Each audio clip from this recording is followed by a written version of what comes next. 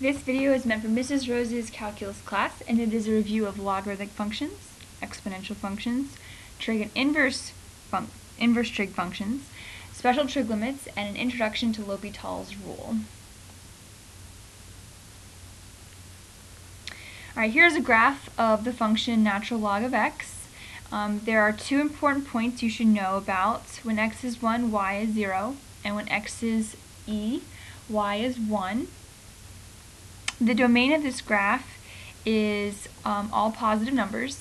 There is a vertical asymptote at x equals 0, and the range of this function is going to be all real numbers. We're going to go from negative infinity all the way up to positive infinity. In describing this function, it is continuous. There's no holes, jumps, gaps, etc. So we say that it is continuous on its domain and one-to-one. What one-to-one means is that there's one x value for every y value and one y value for every x value. A function that is one-to-one passes the vertical line test and passes the horizontal line test, which means that the graph is a function and it has an inverse function. Looking at this graph, we can also see that the graph is always increasing. So since it is always increasing, the derivative is always going to be positive. And then we also can see that it's concave down. Concavity is concave down. So that means the second derivative is always going to be negative. Some properties of logarithms you've learned in your class from last year. If you have the natural log of two quantities multiplied together, you can take that as the natural log of a plus the natural log of b. If the two quantities are divided, the natural log of a divided by b equals natural log of a minus natural log of b. And if you have an exponent inside of natural log, you can take the exponent out in front and multiply it by the natural log of a. Some important points from our graph: natural log of 1 is 0. The natural log of e is 1. And when you do the natural log of e to the x, we can pull the exponent down and have this be natural log of e. And natural log of e is 1, so this is just x. When you have a function, you can expand it to make it easier to take derivatives or whatever. So when we have natural log of x divided by 4, we can write this as natural log of x minus natural log of 4. This one, I'm going to separate the numerator from the denominator. But when you go to separate 6 and x, make sure that you split up this negative sign or put brackets, like I have done here. So because these are multiplied, there should be a plus, but make sure there's a negative on the outside, and so if you distribute that negative, you should get this. Here, we have frequently changed a radical sign to be an exponent of 1/2. So I'm going to do the same thing here. Natural log of 3x plus 2 to the 1/2 power, and I can bring that exponent down and multiply it by the natural log of 3x plus 2. When you have something much more complicated, we're going to break it down into several pieces. I'm going to separate the numerator from the denominator pieces like I did in number 2. So we've got the natural log of x squared plus 3 squared minus natural log of x minus natural log of the x squared plus 1 to the 1/3 power for the cube root. Finally, we can take these exponents down in front of their respective natural logs. So we have 2 natural log of x squared plus 3 minus the natural log of x minus 1/3 natural log of x squared plus 1.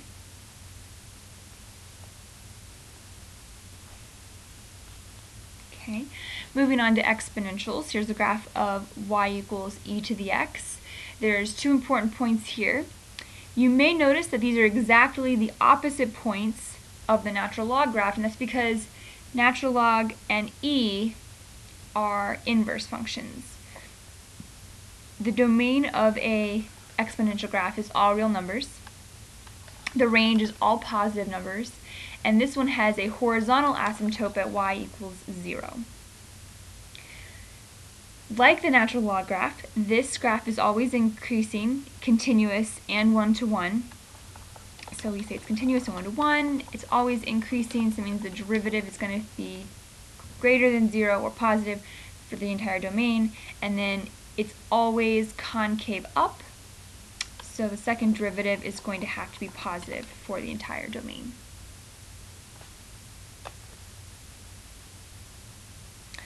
The properties of exponentials are they are exactly the properties of normal exponents. When you have the same base, you can just add the exponent. When you're dividing, you can subtract the exponents. When you have a power to a power, you multiply the exponents. Anything to the 0 power is 1.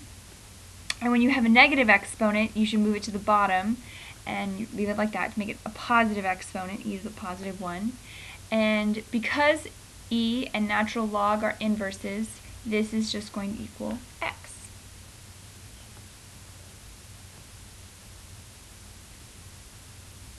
Now you use these properties to solve equations, exponential or logarithmic. On this one, if we're trying to get x by itself, we have to get rid of the base e. The way to do that is to take the natural log of both sides.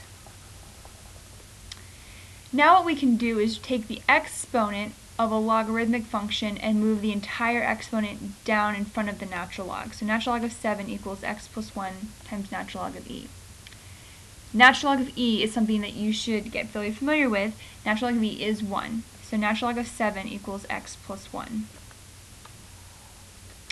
And now I'm just going to subtract 1 from both sides to get x, and then this can be evaluated in your calculator. I won't expect you to know this off the top of your head. X equals 0.94591. This is a very similar process. We need to get rid of the base e to get to the x by itself. So we're going to take the natural log of both sides and then bring the exponent down in front. Natural log of e is 1, and then divide both sides by 2, and then plug it into your calculator to get 2.19722. Solving logarithmic equations is the same idea, but instead of using natural log of both sides, we have to exponentiate both sides. So I'm going to put an e as the base for both sides of the equation. So e to the natural log, we're just left with 2x minus 3, and this side's just left with e to the 5. Now we're going to add 3, divide by 2, and then we get that x equals 75.7066.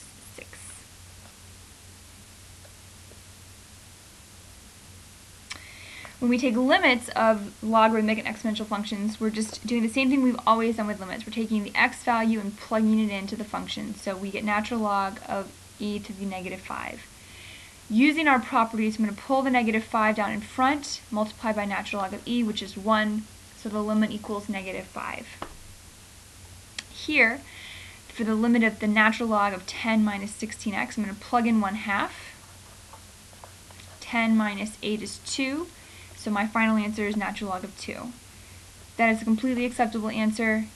We can plug it into the calculator and get a numerical value with the decimal, etc. When you plug in infinity here, we're going to have e to the negative infinity, or 1 over e to the infinity, which is basically 1 over infinity, which is basically 0.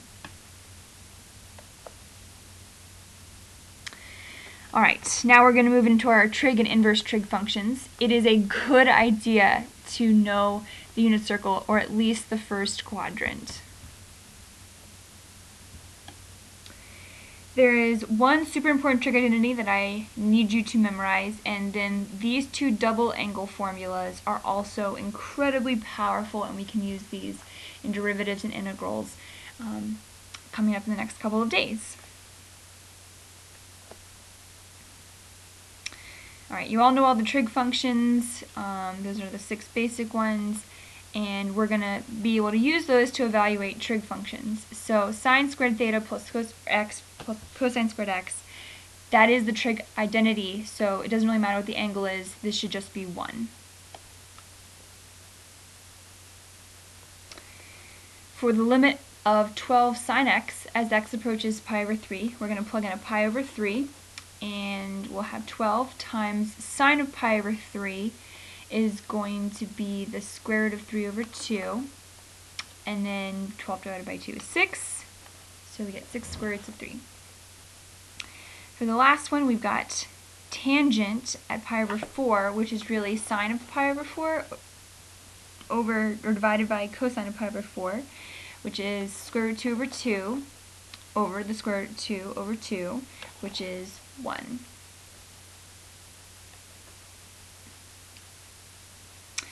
For evaluating trig functions, the way we read our inverse trig functions, they're read as the arcsine of x, or the angle whose sine of x is whatever. So for this, I'm going to mostly use the arcsine notation, but your book may use sine to the negative 1. The way we work this out is we say, okay, we want to know which angle whose sine is negative 1/2. And to determine that, I'm going to rely on my unit circle. Here are my two angles whose sine is negative 1/2. Normally we think about this angle as being 7 pi over 6, and this angle as being 11 pi over 6. But the problem is, inverse trig functions don't have the same domain. They're not periodic like our regular trig functions are. None of the basic 6 trig functions have an inverse function, so we restrict the domain, but we have to include the entire range. So for our inverse trig functions, this would be the range of your original trig functions, and this would be the domain of the original trig functions. So for inverse sine, which is what we were just looking at, it needs to go from negative pi over 2 to positive pi over 2. So the angle that we had here, instead of it being 11 pi over 6, we're going to think about that as going from 0 backwards as a coterminal angle, negative pi over 6. So this answer should be negative pi over 6.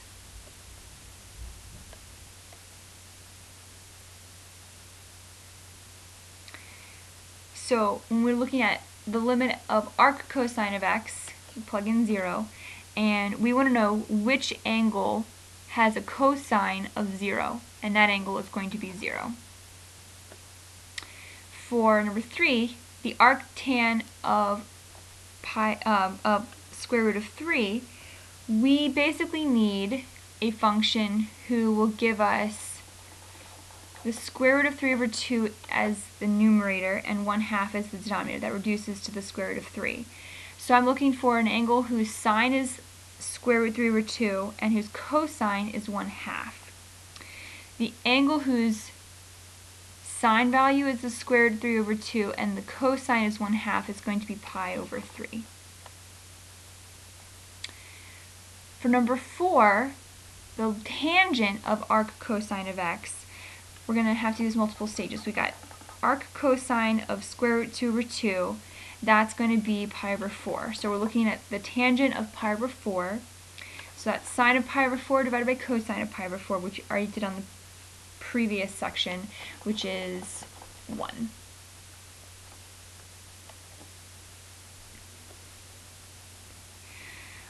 In general, we're looking at all kinds of functions, infinite limits. There's a dominance factor.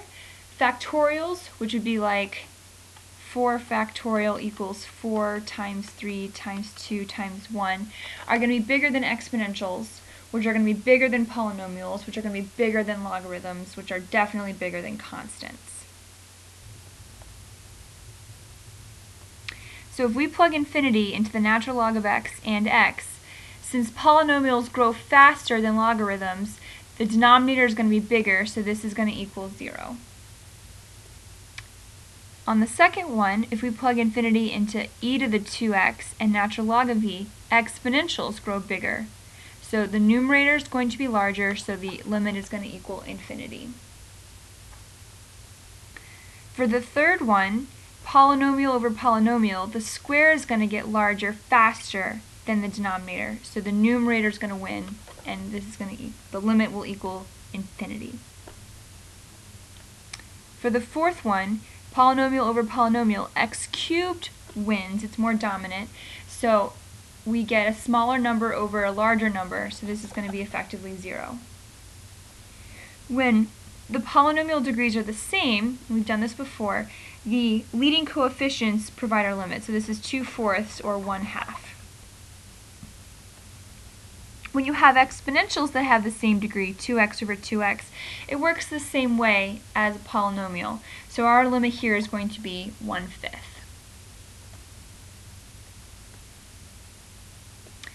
When the limit approaches negative infinity, the dominant still is the same, but you have to pay more attention to positive and negative powers, or even and odd powers. So when you cube a negative, the numerator is going to be negative infinity, and the denominator is going to be positive infinity.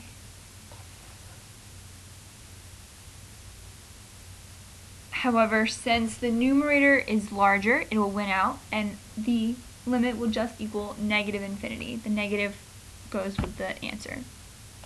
When you plug in negative infinity into this one, the square doesn't matter, it's going to be positive, but e to the negative infinity is the same as saying e to the positive infinity in the denominator.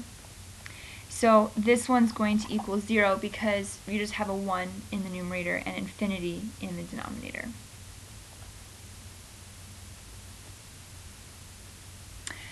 Last but not least, we're going to look at L'Hopital's rule, which is interested in functions that when you plug in your limit, your value, a, you get 0 over 0 or infinity over infinity. L'Hopital's rule says that if this is your answer, if you get an indeterminate form, what you can do is take the limit as x approaches a and take the derivative, not using quotient rule, but just take the derivative of the numerator and the derivative of the denominator and plug in a. And let's see this in action. So if we take the limit as x approaches 5 of 3x squared minus 8x minus 35 over x minus 5, and we plug in 5, we're going to get 0 over 0. The way that we would have handled this before, we would factor the numerator and the denominator. X minus 5's cancel, and when you plug in 5, we're going to get 15 plus 7 equals 22. This is still completely valid, but L'Hopital says there's a different way you can approach this, and that is to take the derivative of the numerator and the derivative of the denominator. So the derivative of 3x squared minus 8x minus 35 is going to be 6x minus 8, and the derivative of the denominator is 1. Now when we plug in 5, we're going to get 30 minus 8, which is 22.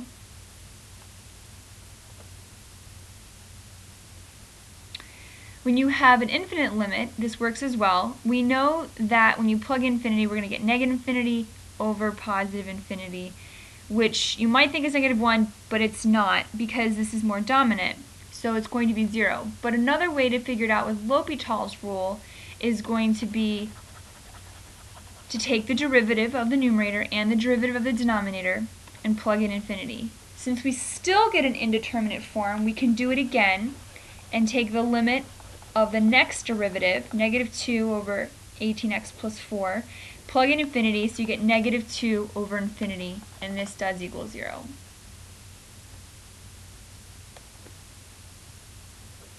L'Hopital's rule is also used to prove the special trig limits we learned at the very beginning of the year. Since when you plug in 0, you're going to get 0 over 0, when you take the derivative of both, you're going to get cosine of x over 1. Cosine of 0 is 1, which is the limit. When you plug in 0 here, again, you're also going to get 0 over 0. So if we take the derivative, we get negative sine x over 1, which is positive sine x. Positive sine of 0 is 0, and that's how we get that special trig limit. I hope this video is helpful in getting you to all the information you need to solve all the homework problems on limits, and hope you do okay. If you have any questions, email me, see me in Cav Morning, or during class.